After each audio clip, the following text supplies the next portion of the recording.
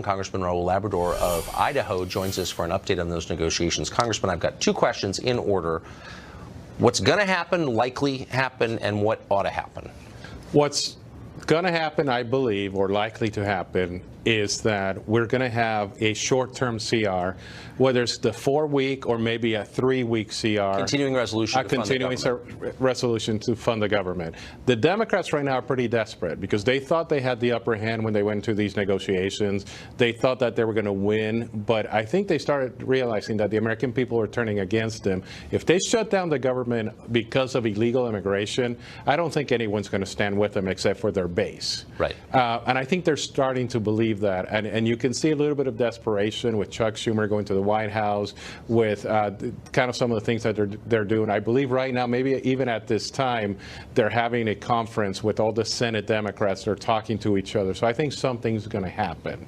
What should happen is that we should just have a full government funding for the rest of the year. We need to stop playing these games. Right.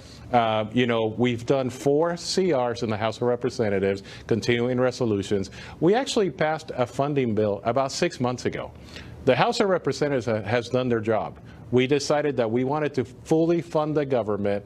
We did everything that we needed to do, and the Senate continues to piddle around and do nothing. And it's frustrating, not just the Democrats, but the Republicans in the Senate.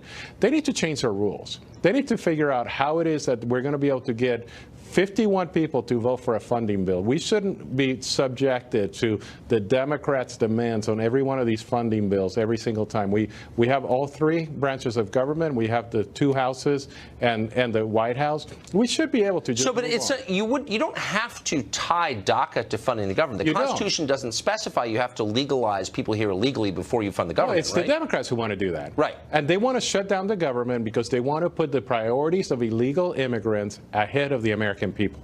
And I think we need to make that clear to the American people. In fact, I have told the president and I have told my leadership that DACA is not something that has to happen. We have a deadline of March 15th or whatever that deadline is, but there's really no deadline. DACA does not have to happen. Funding the government has to happen. Right. Well, that's the order of the priorities. I think most people would agree on both sides. Someone we've lost that. Congressman, thank you for that very clearest explanation I've heard, and I appreciate it. Thank you. Thanks.